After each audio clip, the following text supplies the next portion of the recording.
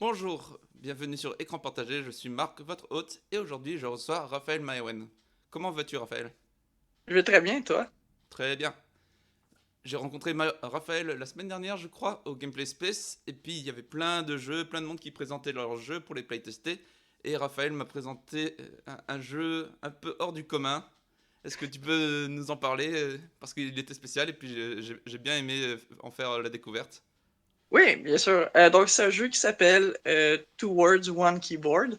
Donc, avec une référence cinématographique évidente. Puis Ah c'est... bon? en tout cas.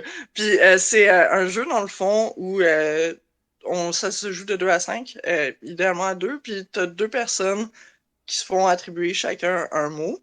Donc, un mot de 5 lettres à peu près. Et elles doivent taper leur mot le plus vite possible. La première personne qui réussit à taper son mot au complet gagne. La twist, c'est que les deux personnes doivent taper sur le même clavier. Donc, ça fait que, évidemment, il y a du chamaillage, les gens se poussent un peu. Il y a une partie du jeu que oui, tu essaies de taper, mais une bonne partie du jeu qui est plus physique, que tu essaies d'empêcher l'autre personne avec tes mains de taper son propre mot. Euh, donc, voilà, c'est Donc t'as, ça donc simplement t'as dit que j'ai ce joue de 2 à 5 joueurs, et donc on peut jouer à 5 joueurs sur le même ordinateur? Ouais, je le recommande pas, mais dans le fond, c'était ce jeu que j'ai développé avec mon partenaire. Moi, je faisais le design, lui, il faisait la programmation. Et à un moment donné, il testait c'était quoi la limite de joueurs qu'on pouvait faire sans qu'il y ait euh, d'overlap entre des lettres dans les différents mots. Parce qu'il y a ça aussi qui est important. Il ne faut pas que les mots de chaque joueur aient des lettres qui s'entrecoupent. Sinon, tu pourrais appuyer sur. Mettons que vos mots contiennent tous les deux un A. Tu pourrais appuyer sur A puis faire avancer le joueur adverse en même temps. Fait qu'il y avait comme un souci de design avec ça. Fait qu'on faisait que les mots pouvaient jamais overlap ensemble. Euh, Puis la limite de mots de 4-5 lettres qu'on pouvait avoir sans qu'il y ait d'overlap, c'était 5. D'où le fait que le jeu se joue de 2 à 5 joueurs. Euh, mais ouais, sur un même clavier, je trouve que 3, c'est vraiment la limite. À partir de 3, c'est déjà un peu chaotique. Fait que Ah, 4 et 3 5, personnes sur le mais même clavier pour taper les lettres? Ouais. ouais. Mais c'est ça. À partir de 3, c'est chaotique. 4 ou 5, j'ai jamais essayé, mais je ne peux qu'imaginer le chaos qui s'ensuit. Mais sinon, on peut jouer aussi. Il y a un mode que j'ai fait, puis que j'avais testé pour la première fois à la soirée de playtest où on s'est rencontrés, que ça se joue en équipe un peu. Puis dans le fond, t'as une personne de chaque équipe sur chaque clavier. Il y a deux claviers. Fait qu'à ce moment-là, c'est comme si ben, à ce moment-là, ça joue un peu comme le jeu normal, juste que ben, ça se peut que ton coéquipier sur l'autre clavier t'aide à avancer aussi Donc dans le monde. originellement, ça fonctionne de cette manière. Il y a un mot pomme qui apparaît, un mot ananas qui apparaît de l'autre côté. Et donc Ouais, on doit taper les lettres qui correspondent à chacun des mots. Mais forcément, il va y avoir l'autre joueur qui va vouloir écrire son mot au clavier, sur le même clavier. ouais, Et donc il va y avoir du chaos. voilà. C'est ça, c'était mon idée. Je voulais vraiment que... J'aime ça les jeux où il y a une composante qui te sort un peu du jeu. Euh, Comme par exemple, il y a le jeu Button sur Steam, genre Button vraiment Button, qui est un Ça me dit quelque acronyme chose. pour je me rappelle plus quoi, là, mais ça peut se googler au pire. Puis ça, c'est un jeu que vraiment, tu sais, c'est comme, OK, ça te demande, tu commences un round, puis ça te dit, mettons, comme, ah, reculer de 5 pas, reculer de 10 pas. Puis ensuite, tu vas avoir des instructions comme, OK, faites 10 jumping jack et ensuite, soyez le premier à appuyer sur I. Fait que le monde font physiquement 10 jumping jack, ensuite ils courent vers le clavier, ils font I. Euh, des fois, il va y avoir des twists, ça va être comme, faut pas appuyer sur I, mais tu sais, les gens sont tellement pressés, c'est tellement euh, frénétique comme jeu qu'ils s'en rendent pas nécessairement compte tout de suite, puis, oups, par erreur, ils vont appuyer sur I. Fait que j'aime quand même ces jeux-là, que c'est ça donne une interaction physique entre les joueurs. Que, tu sais, dans ce jeu-là, ça repose sur la bonne foi. Les gens Oui, pourraient décider de pas faire leur 10 jumping jack puis le faire quand même, c'était ma comme avec prochaine des jeux. question. Quoi? C'était ma prochaine question. Il n'y a rien qui vérifie, il n'y a pas de Kinect, il n'y a aucune caméra qui vérifie que. Non, c'est ça. Mais c'est la même chose, tu sais, avec des jeux de société. Ça repose aussi sur la bonne foi des joueurs. Puis je veux dire, le jeu en général, tu sais, le jeu au sens large, là, pas juste bonhomme, là, les jeux en général, ça repose sur la bonne volonté des joueurs à respecter les règles. Mais si on respecte pas les règles, il n'y a pas de jeu. Tu sais, rendu là, on fait juste du sport ou on fait juste jouer avec des pions ou on fait juste, tu sais, C'est juste que dans le jeu vidéo, on est habitué à ce que le jeu vidéo enforce les règles, ça restreigne les joueurs et ça les met dans un cadre précis. oui, voilà. Mais tu sais, c'est ça. Après, c'est pas parce que c'est comme ça que ça fonctionne habituellement qu'il y a quoi que ce soit qui nous empêche de faire fonctionner le jeu autrement. Mais ouais, fait que j'aimais ça, les jeux, c'est ça, où il y a une interaction physique avec les joueurs, particulièrement où il y a une proximité physique entre les joueurs. Euh, je, je pense que je voulais basically un jeu pour me chamailler avec mon partenaire. J'aime ça, un peu avoir ce genre d'interaction-là. Puis j'aime aussi beaucoup les jeux où on doit taper des mots comme Typing of the Living Dead ou des jeux comme ça. J'avais conçu ce jeu dans une période où j'étais en burn-out professionnel, donc je voulais continuer à concevoir des jeux, mais que ce soit des jeux vraiment très très très simples. Puis j'ai comme ah, ben, un jeu où on tape des mots, c'est une mécanique très facile à implémenter, très facile à designer. Ça te manquait de Euh, taper au clavier? quoi? Pendant ton arrêt de travail, ça te manquait de taper au clavier? Voilà. Fait que c'est ça. Fait il y avait ça. Puis, ouais, puis ben, je jouais à Wordle à tous les jours, comme beaucoup de gens à ce moment-là. Donc, c'était très présent dans mon espace mental. Puis, c'est ça, à un moment donné, ça s'est tout fusionné, ces idées-là ensemble. J'étais comme, ah, what about un jeu, tu sais, que tu tapes des mots, mais ton adversaire aussi doit taper un mot. Puis, il y a beaucoup de jeux qui jouent comme ça en ligne, que deux personnes doivent taper un mot. Elles ont le même mot qui leur est désigné, puis elles doivent le taper le plus vite possible. Euh, J'étais comme, oh, what if si on est sur le même clavier? Mais là, c'est, OK, comment tu fais la distinction entre qui a tapé le mot? Puis, OK, on leur désigne des mots différents. Comment on s'assure que c'est pas le même mot? OK, s'il n'y a pas de lettres qui overlap. Mais ensuite, comment on génère ces mots-là? Je vais pas m'amuser à comme fouiller dans le dictionnaire, chercher des mots, puis tout. Puis là, d'où euh, d'où le fait que Wordle est intervenu, que je me suis dit, ah ben, je vais juste pull la liste de mots de Wordle qui était disponible publiquement, qui est comme ça que beaucoup de youtubeurs ont pu faire des vidéos de comment optimiser une partie de Wordle, puis tout ça, c'est ça, la liste de mots était disponible publiquement, donc euh, voilà, c'était ça le processus créatif derrière ce jeu-là. Mais est-ce que c'est grave si les lettres overlappent? Ça pourrait être marrant de valider l'une ou l'autre. Est-ce que déjà il faut taper les lettres dans l'ordre, je suppose? Est-ce que quoi? Pour ton jeu, est-ce qu'il faut taper les lettres dans l'ordre ou il faut juste. Il Ok. faut taper les lettres dans l'ordre. Donc théoriquement, c'est pas grave, ça arrive pas tout le temps qu'il y a un overlap, mais s'il y a un overlap, ça peut être marrant de valider les deux. Ben en fait, s'il y a un overlap, tu sais, mettons, moi, j'imaginais une situation problème que, par exemple, on va dire, ton mot, c'est pasta, puis moi, c'est whatever, un autre mot qui a un A dedans, mais qui n'est pas à la fin. Mettons, toi, t'as écrit P-A-S-T, puis tu juste à taper le A, puis là, moi, je suis rendu à la partie de mon mot, comme je suis rendu à la troisième lettre qui est un A. euh, ben moi, je suis bloqué. Je vais pas taper A parce que si je tape dessus, ça va te le donner à toi aussi. Ah Le oui. clavier, l'utilisateur n'a pas de moyen de faire de distinction entre c'est Raphaël ou c'est Marc qui a tapé sur A. Il voit juste que quelqu'un a tapé sur A. Fait que je voulais pas me retrouver dans cette situation-là, donc j'ai juste fait que les lettres overlap pas. Ok, ouais, c'est plus simple. Et en fait, quand tu dis qu'on peut jouer à 5 joueurs, c'est quand quelqu'un joue par exemple sur un laptop et on branche deux autres claviers. Mais en fait, tous les claviers reconnaissent tout de la même manière. C'est pas considéré comme des manettes ou des contrôleurs différents. Effectivement, même que dans un autre jeu par rapport que je développe, qui est un jeu de rythme, c'est un problème que j'essaye de surmonter présentement. Quand je dis présentement, ça fait comme un an là, que je planche ce jeu-là parce que c'est un problème difficile. Mais ouais, si tu veux vraiment que les inputs de deux claviers soient reconnus comme des inputs de deux devices différents, là, que ton ordinateur puisse faire la distinction entre le A sur lequel tu as tapé vient de ce clavier-là ou de ce clavier-là. Là, il faut que tu ailles à l'encontre de ce que les drivers d'un ordinateur sont conçus à faire par défaut. Puis c'est Ah, it's a big can of worms qui s'ouvre. Puis c'est super compliqué à faire. ils sont habitués à Certaines, reconnaître plusieurs manettes, mais ils sont pas habitués à reconnaître plusieurs claviers. plusieurs claviers, plusieurs souris, peu importe, là, c'est très difficile. Il existe, je sais que sur Unity, il y a voyons comment on appelle ça.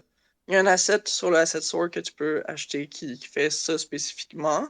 Mais ça, je veux dire, quelqu'un a dû le programmer. Donc, en principe, d'autres personnes pourraient le faire par eux-mêmes. Puis c'est ça que j'ai essayé de faire pendant longtemps, mais ouais, c'est très difficile de faire ça. Mais dans le cas de justement, mon jeu de Two Words, One Keyboard, ben là, c'est à mon avantage que ce soit ça le comportement par défaut.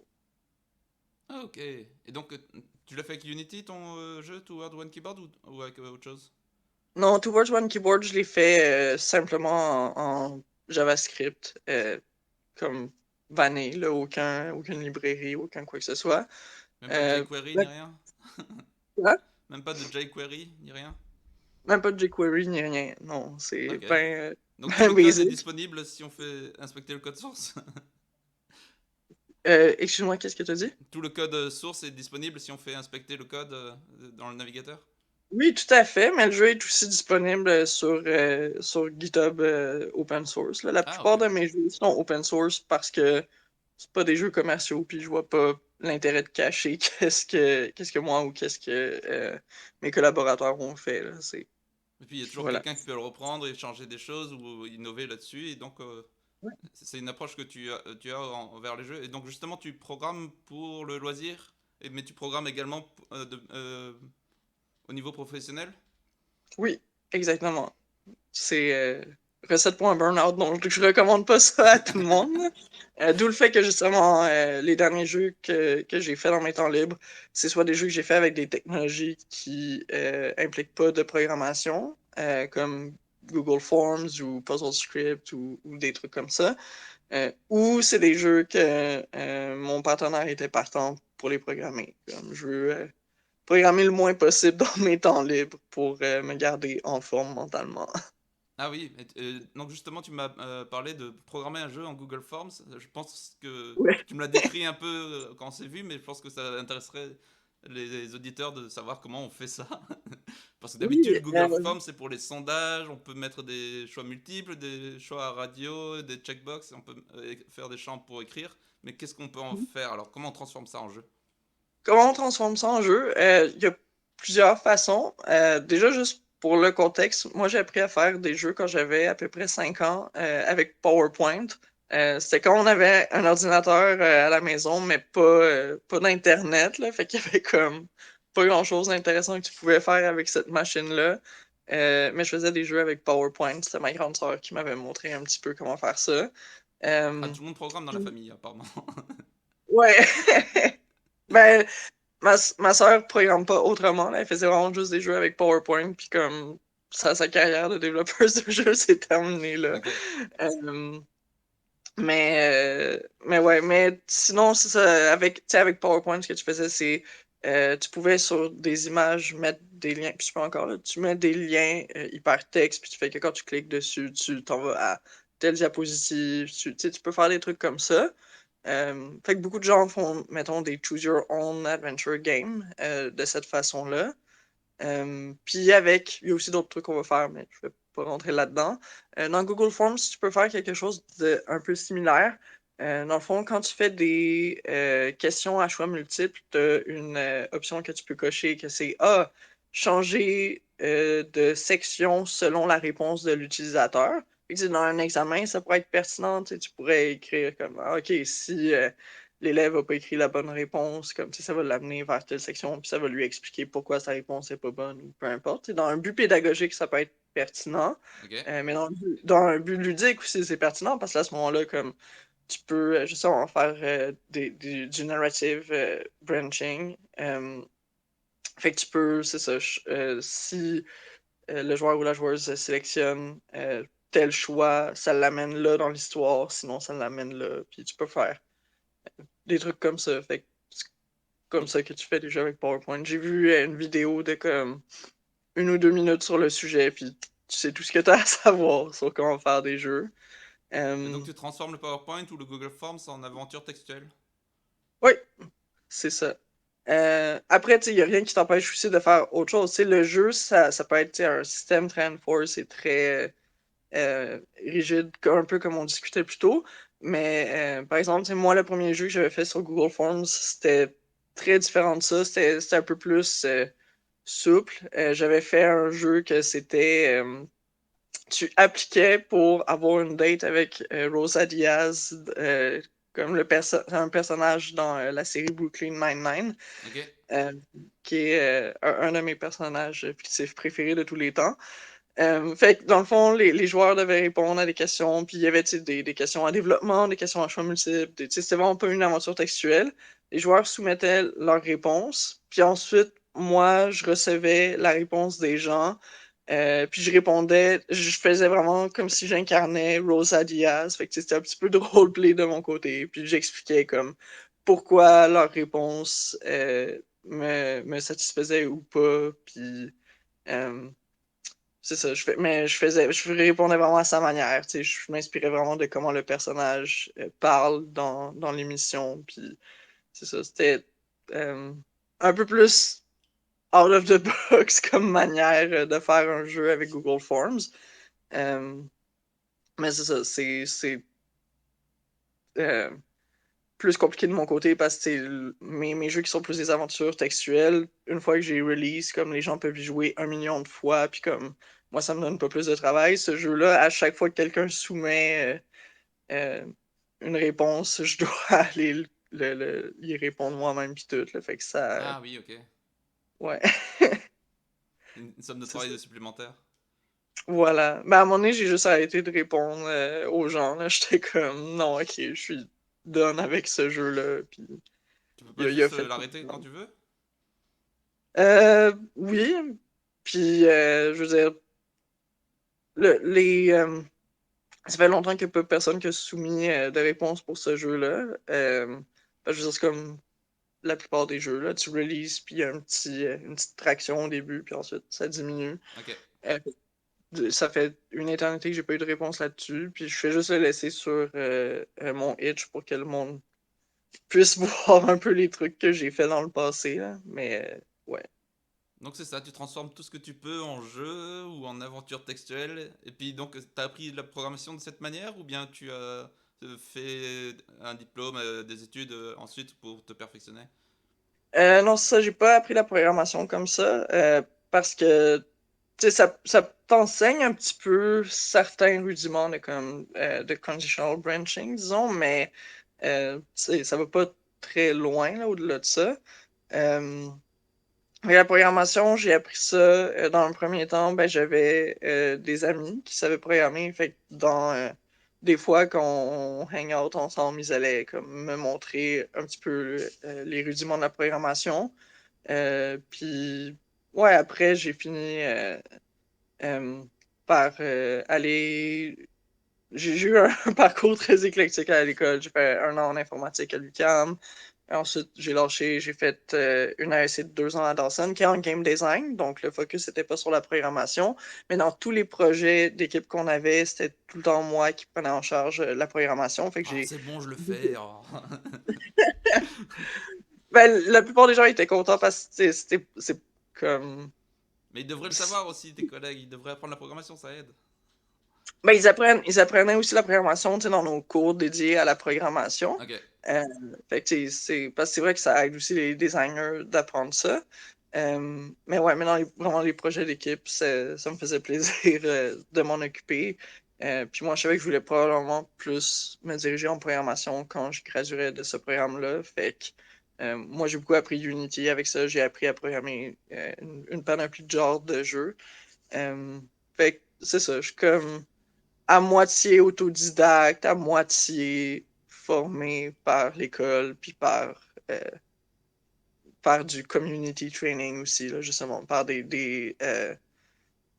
amis, des mentors qui me montrent un peu les ficelles du métier. Là. c'est Ok. ça.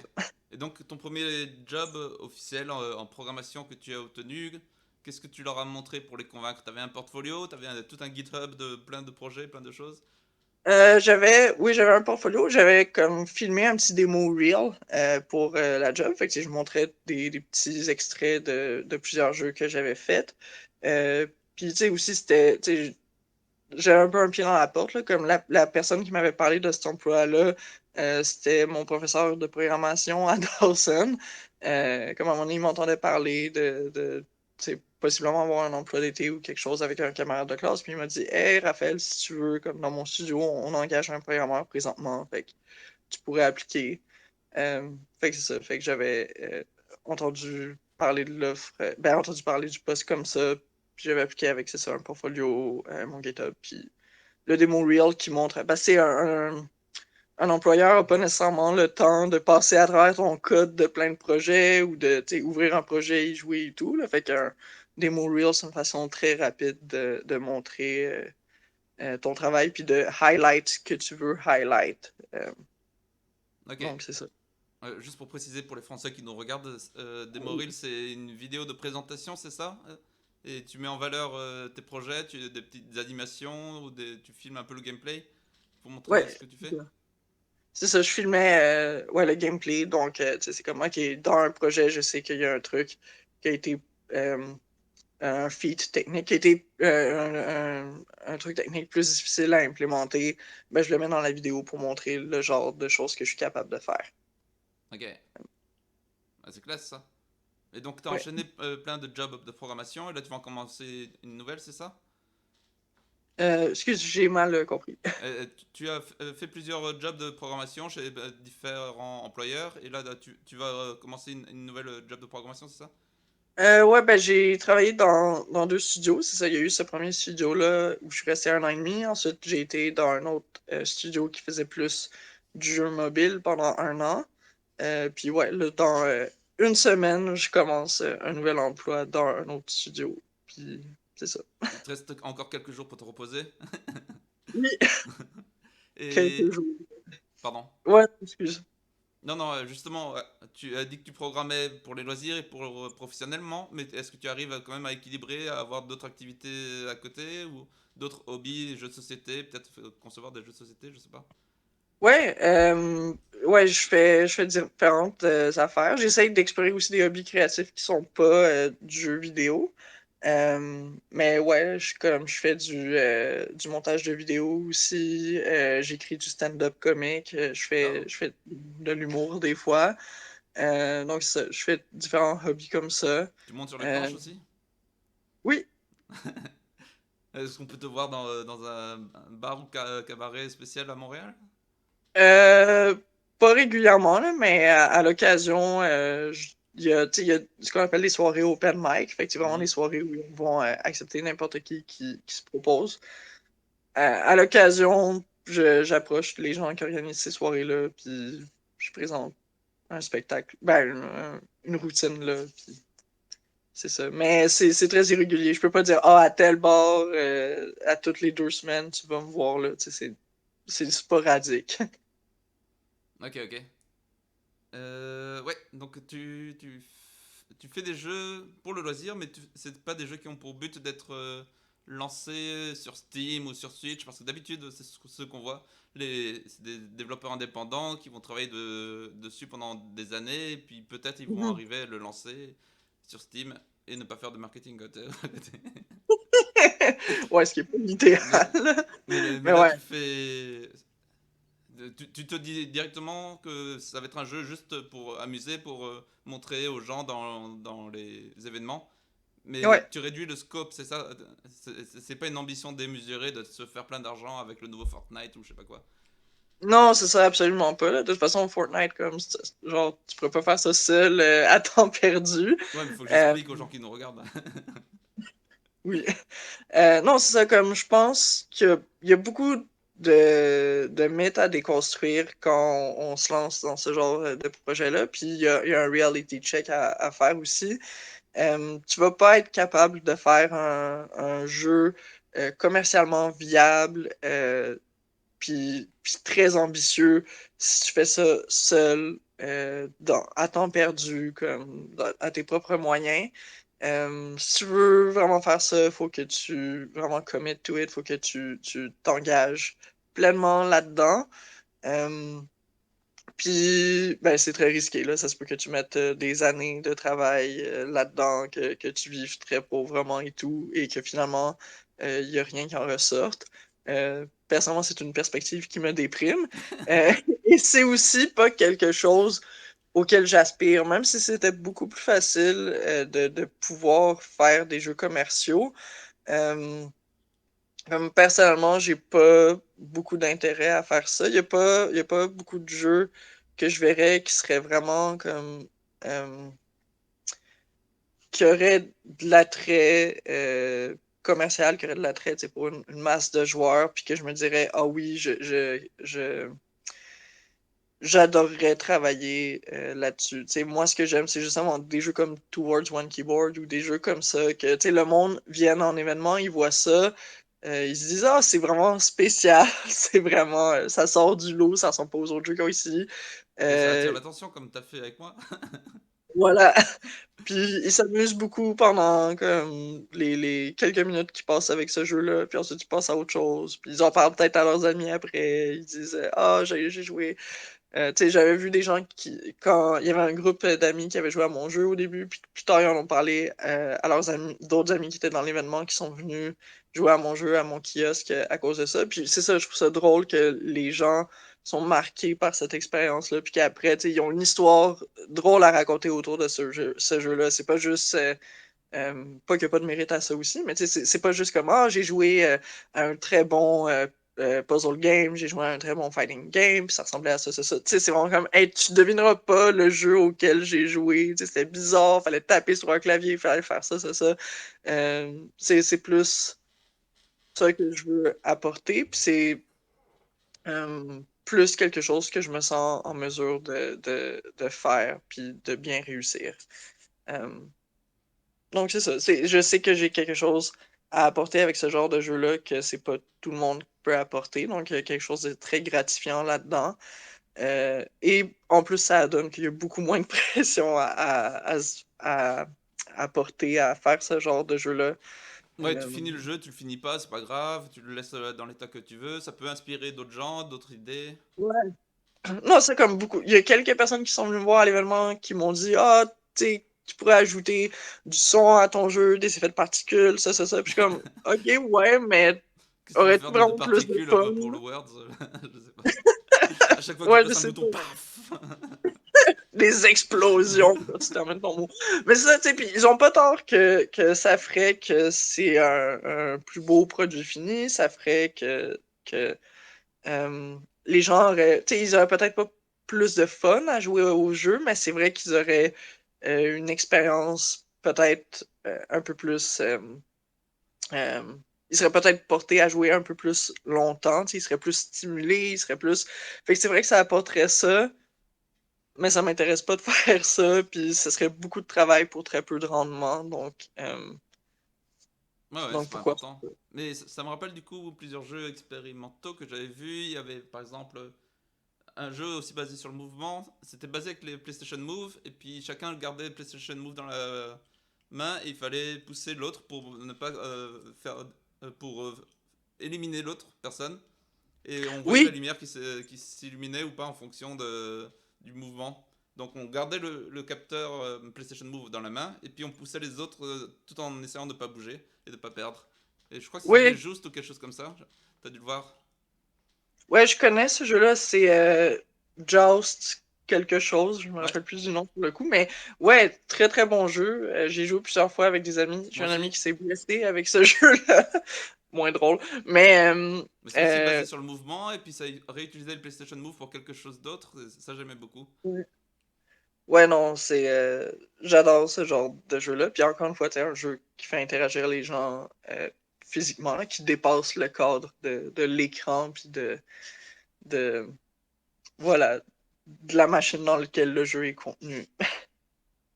Mhm. Mais c'est chouette, justement, on a plein de matériel de pointe, on a des Kinect, on a des Joy-Con qui détecte tout dans tous les sens et on pourrait Oui. l'utiliser dans de mille et une façons, pas juste de la manière commerciale Ouais. que Nintendo ou Microsoft ou PlayStation ont eu le temps de développer. Mhm. Et donc j'avais vu aussi, bah, à Montréal, il y avait beaucoup de jeux expérimentaux pendant un moment. Il y avait la Mount Royal Game Society qui Ouais. organisait des rencontres tous les mois où plein de monde venait et essayait, faisait des jeux. Pas forcément commerciaux, mais ils testaient des choses et puis ils voyaient la réception du public. Un Mhm. peu comme on vient de tester son sketch dans un comedy club. Là, on montre Ouais. son jeu et on voit si ça le plaît aux gens. Et pareil, il y avait Flop également, il y avait d'autres choses. Est-ce que tu peux nous parler un peu de ce type de rencontre qu'il y avait? Oui, exactement. Moi, j'ai fait. Quand je suis rentré dans l'industrie du jeu, le Montreal Game Society était déjà décédé, malheureusement. Mais Flop était encore actif. J'ai fait partie de ce collectif-là pendant 2 ans, je pense, à peu près. Puis j'étais très impliqué dans ce groupe-là. Éventuellement, c'est moi qui modérais les rencontres. Euh, et c'est ça, c'est vraiment le principe de tous les mois, on faisait un show and tell, les gens pouvaient venir présenter leur jeu, puis tu sais, on répétait tout le temps un peu le même speech de ça nous dérange pas si votre jeu est terminé ou pas, buggé ou pas, s'il est joli, s'il est laid, s'il est le fun ou pas, si vous êtes pas sûr si c'est un jeu ou pas. Tu sais, des fois, c'est ça, les gens sont bien à cheval sur ces définitions-là. Mais nous, ça, on était comme si vous avez quelque chose d'interactif à montrer, même si c'est pas un jeu vidéo, ça pouvait être un jeu de société, ça pouvait être autre chose, on est intéressé à le voir. Euh, Puis c'était très, très enrichissant comme rencontre. On découvrait beaucoup de créateurs, créatrices qu'on n'aurait pas vu autrement, que c'était des gens, des fois il y avait des gens là-dedans qui n'étaient pas du tout des développeurs de jeux. J'ai une amie qui venait à ces rencontres-là, qu'elle fait elle conçoit des genres de escape rooms Ok. par elle-même. Tu sais, mettons, des fois, c'est genre dans une boîte où tout est contenu là-dedans, puis t'as comme plusieurs accessoires que tu dois sortir, que tu dois faire interagir entre eux et tout. Une boîte physique, c'est pas dans un jeu, non? Ah, c'est une boîte physique. Ok. Ah, Sinon, il y genre avait. un casse-tête où il faut trouver la manière de sortir tel ou tel objet? Ouais, Ok. c'est ça. Fait que c'était vraiment cool. Il y avait. Sinon, il y avait une autre créatrice qui venait souvent, que elle n'est pas dans l'industrie du jeu vidéo non plus, mais elle a étudié en finance, elle aime beaucoup les mathématiques, puis elle faisait souvent des jeux qui présentait des concepts de finance, des concepts mathématiques. Elle a fait un jeu de rôle qui s'appelle Merge and Acquisition, que tu joues, tu incarnes des businessmen, businesswomen qui font euh, des Merge and Acquisition, justement, comme le dit le titre.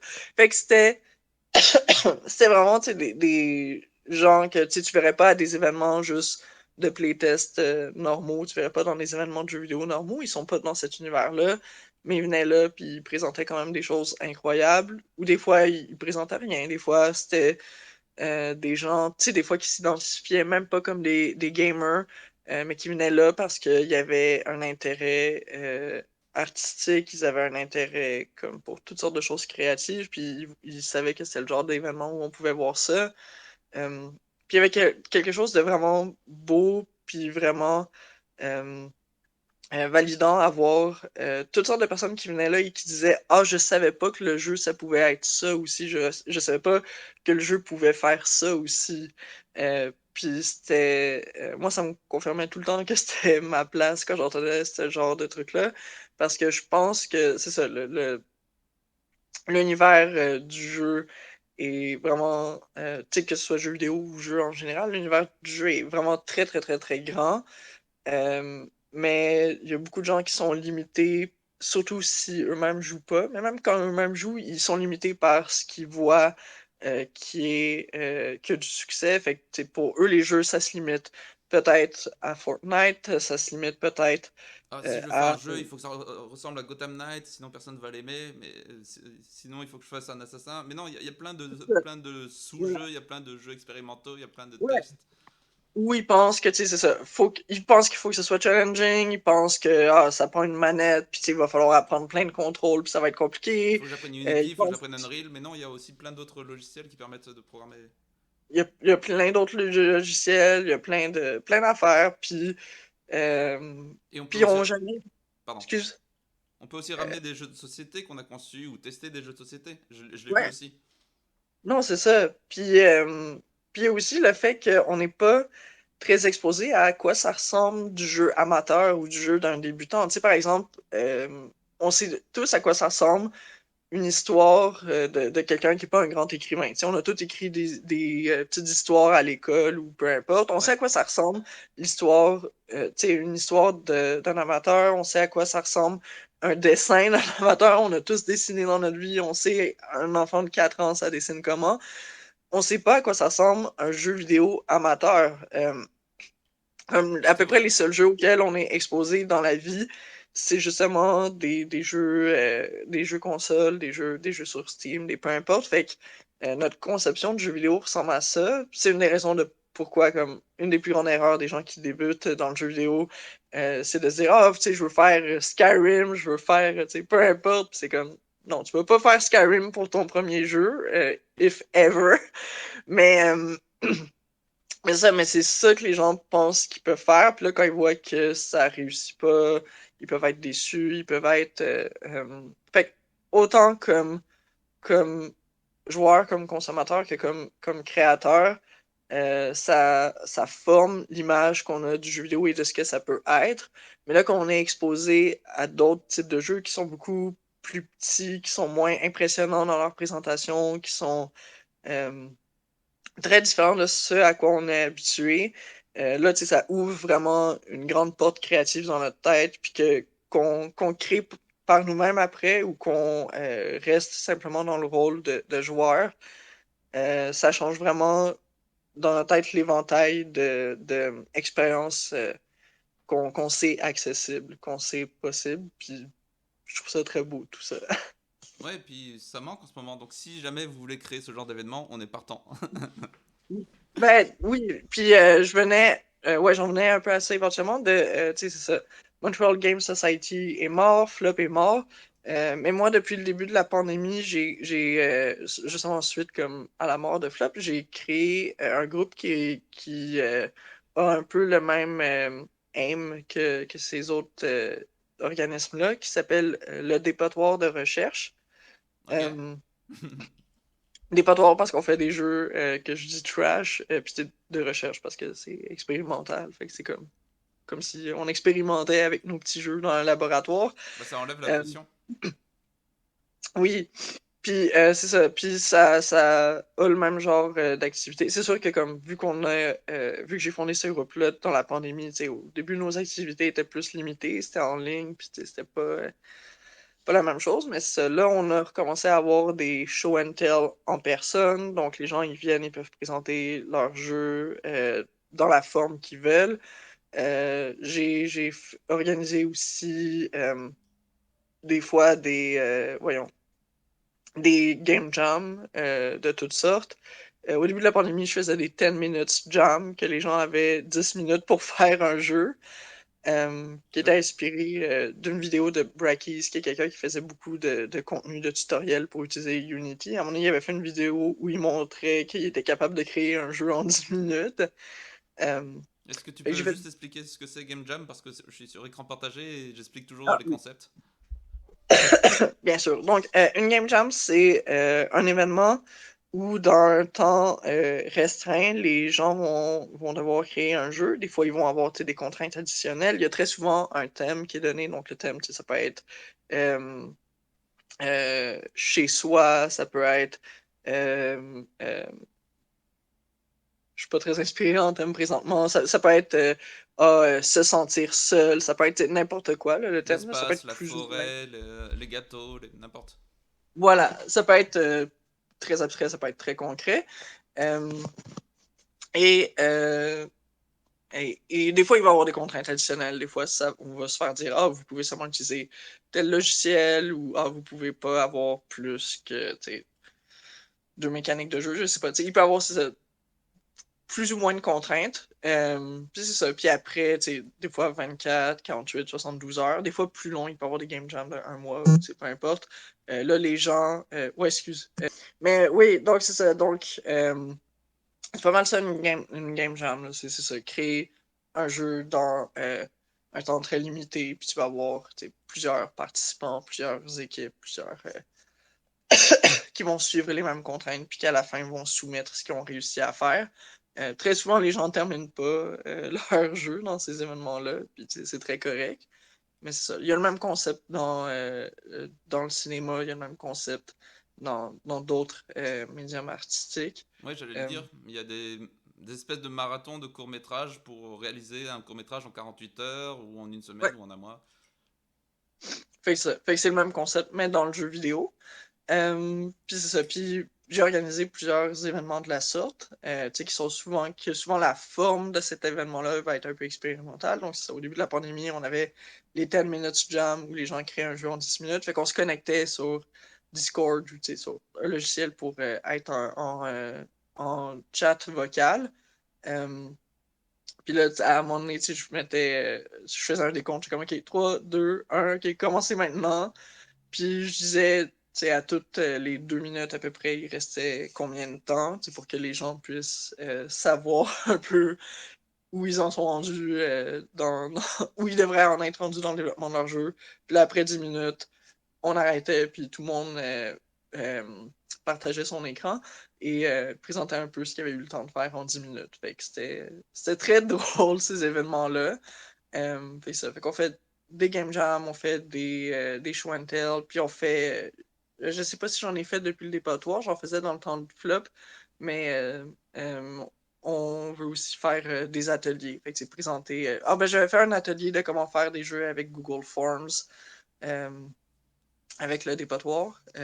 Puis c'est ça, on fait des ateliers où on montre comment utiliser des outils de jeu alternatifs ou des techniques spéciales pour faire des jeux vidéo. Puis c'est ça. Ok, et comment on rejoint, comment on participe à ces rencontres? Donc, on a une page Facebook pour le dépotoir de recherche. Je publie tous les événements qu'on organise sur la page Facebook de notre groupe. Puis sinon aussi, si les gens sont un peu moins Facebook, on a un Discord. Le lien du Discord est épinglé sur notre page Facebook. Euh, mais ouais, sur le Discord aussi, on a un channel d'annonces. Puis à chaque fois que j'organise un événement, je le publie là-dessus aussi. Fait que n'importe qui est intéressé à participer à ces rencontres-là ou à ces différents événements-là peut nous suivre sur ces plateformes-là, puis être informé de ce qu'on fait. Ok, et qu'est-ce que tu conseillerais aux gens qui veulent créer des jeux avec tout et n'importe quoi? De tester, d'itérer, de suivre des tutoriels, de faire Euh, un doctorat? un doctorat, certainement pas. Euh, ouais, j'ai plusieurs aversions avec Les études? le milieu académique. Ouais. Euh, mais ce que je recommanderais, ça dépend toujours de la personne. On est rendu où dans son parcours. Si vraiment elle a aucune base en programmation, en création de jeux, en quoi que ce soit, il y a différentes pistes, différents moyens vont convenir à différentes personnes. Moi, un truc que j'aime bien faire, par exemple, c'est prendre un jeu de société qui existe déjà, puis modifier les règles. Ça peut être vraiment les modifier from scratch, ou ça peut être juste ajouter, juste avoir quelques petites variantes. Mais ça, c'est une bonne façon de faire. Tu pars pas de rien. Tu n'as besoin d'aucun savoir technique pour faire ça. Tu peux itérer très rapidement et voir si ça fonctionne ou pas. Euh, donc, ça, c'est une très bonne façon de faire quand on n'a pas de background technique. Il Par existe exemple, un livre. Oui, excuse. Par exemple, tu prends le Monopoly, à chaque fois que tu vas sur une propriété d'un autre, tu gagnes de l'argent. Mais alors, du coup, ça change tout, il faut savoir qu'est-ce qui Oui, va être la limite, et tu dois ouais, tout reconsidérer et voir qu'est-ce qui va être différent. voilà. Fait que c'est une des façons de s'y prendre. Je vais juste regarder 30 secondes le nom Mhm. d'un livre. Oui, donc sinon, un peu dans le même genre, des fois ça aide les gens d'avoir vraiment euh, du, du matériel comme plus éducatif, plus instructif pour se lancer là-dedans. Un livre très pratique que je recommande beaucoup, c'est Challenges for Game Designers. Je ne sais pas s'il existe une version en français du livre, ça serait à vérifier. Mon site est bilingue de toute façon. Quoi? Mon site est bilingue de toute façon. Oui. Mais je parle, c'est parce que Oui, des oui, fois, ben, t'as... il y a beaucoup de Français qui regardent. Donc, c'est ça. Mais ouais, donc, Challenges for Game Designers, c'est un excellent livre que il va expliquer plusieurs concepts de game design qui sont très, très utiles. Mais à chaque fin de chapitre, il va donner des exercices à faire. Donc, ça va être comme, OK, avec ce qu'on a appris dans ce chapitre-là, voici ce que tu devras faire. Donc, créer un jeu, puis c'est tous des jeux de société qui donnent à créer. Euh, donc, c'est comme, OK, créer un jeu qui incorpore telle mécanique, créer un jeu qui incorpore telle notion. Puis comme ça fait qu'il y a vraiment une approche très pratique comparativement à beaucoup de livres de game design.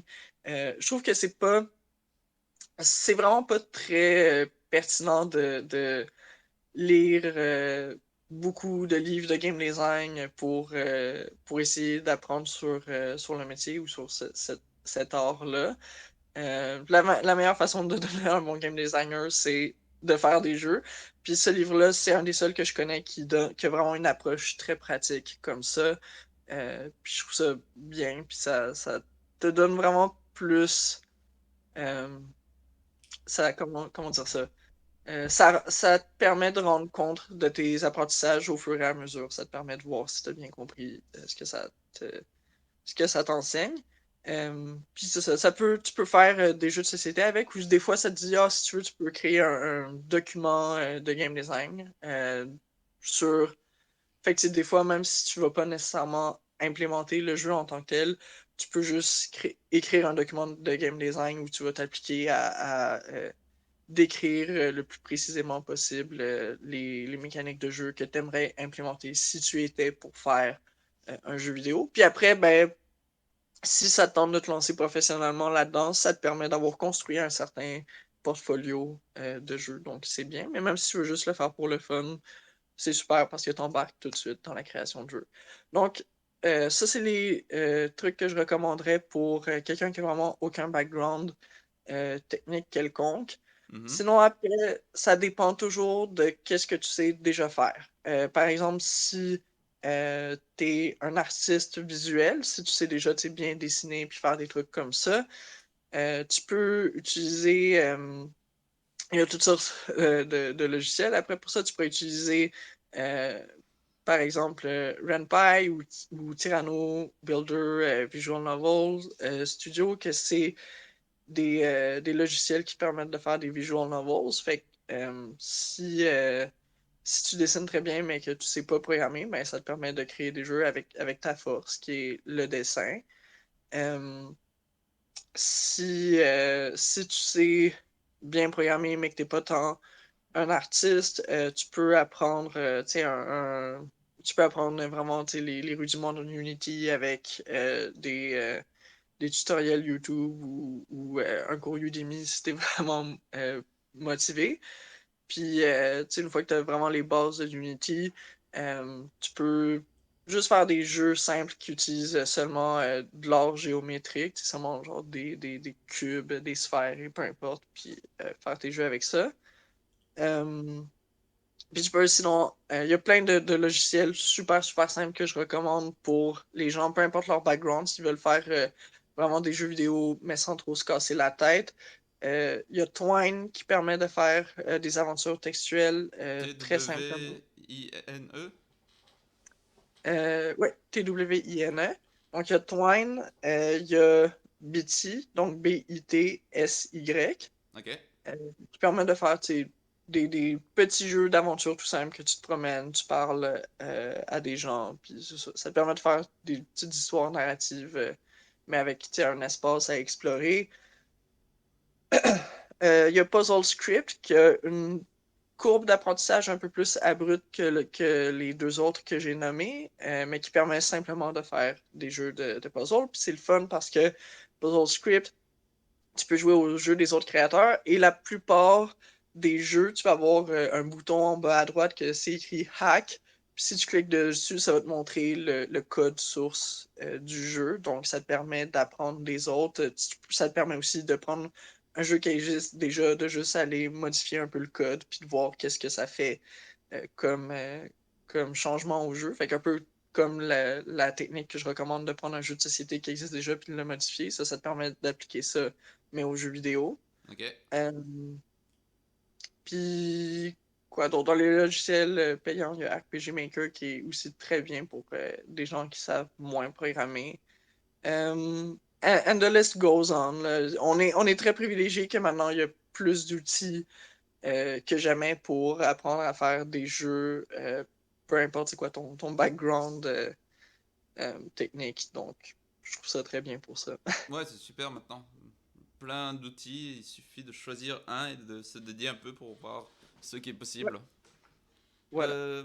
Si les gens veulent suivre ton actualité, est-ce qu'il y a un réseau social où tu préfères, où tu tweets beaucoup, ou alors tu postes beaucoup d'updates sur LinkedIn, ou je sais pas, comme tu veux. Ouais, pour suivre ce que je fais, si c'est vraiment juste pour voir les jeux que je sors, il y a mon itch. Donc ça, c'est simplement Rafiki, Rafiki, point itch, ITCH, Ah oui, ok. point IO. Donc Rafiki.itch.io, ok. rafiki.itch.io. Je mettrai Donc, l'adresse dans la description. c'est bon. Fait que ça, cette plateforme-là, je mets pratiquement tous les jeux que je fais dessus. Les rares jeux que je mets pas dessus, c'est, mettons, il y a des jeux qui sont très difficiles à exploiter sur le web ou comme, peu importe. Il y a quelques exceptions, mais la plupart de mes jeux, je les mets là-dessus. Sinon, si c'est pour voir, euh, qu'est-ce- si c'est pour voir mes jeux un peu au fur et à mesure que je les développe, ou si c'est pour voir des fois mes réflexions sur le jeu vidéo ou peu importe, on peut me suivre sur Twitter. Donc là, ce serait at RafikiDev. Pardon. Donc, At Rafiki, comme je l'ai dit tantôt, Rafiki Dev, ok. Rafiki, Dev, D-E-V. Donc, en un seul mot, RafikiDev. Euh, mais ça, je suis. En tout cas, mon Twitter est moins pertinent qu'il l'a déjà été. Là. Présentement, je fais juste soit retweet des trucs que je trouve intéressants de d'autres personnes ou je tweet des conneries. Là. Mais une fois de temps en temps, je publie des projets dessus où je montre des trucs plus intéressants. Puis, je publie aussi mes projets qui sont extérieurs aux jeux vidéo. Donc, pour me suivre plus comme créatrice en général, il y a ça. Ok. Et sinon, c'est le dépotoir d'expérience. Le dépotoir de recherche, De recherche, pardon. c'est Ok. correct. Ok, ouais, je Je vais pourrais essayer de mettre tous les liens, t'envoyer. de rassembler, tu me les donneras et les gens pourront cliquer C'est bon. dessus. Ouais, Ok, parfait. bah c'est super tout ça. Bon, en tout cas, moi ça m'a redonné envie de programmer. C'était pas le but. Oui, Faut pas que je rajoute ça dans ma vie. super. Ben écoute, je te souhaite beaucoup de programming hobbyiste, le fun. Là. Ouais, c'est ça, C'est sans la pression, sans vouloir le lancer et faire des millions. oui. Mais ouais, mais cool. Je suis content que ça a pu t'enthousiasmer un peu comme entretien. En tout cas, merci beaucoup Raphaël, merci pour ton temps. Pas de quoi. Merci beaucoup à toi aussi. Au revoir et à bientôt pour une nouvelle entrevue. Yes! Bye.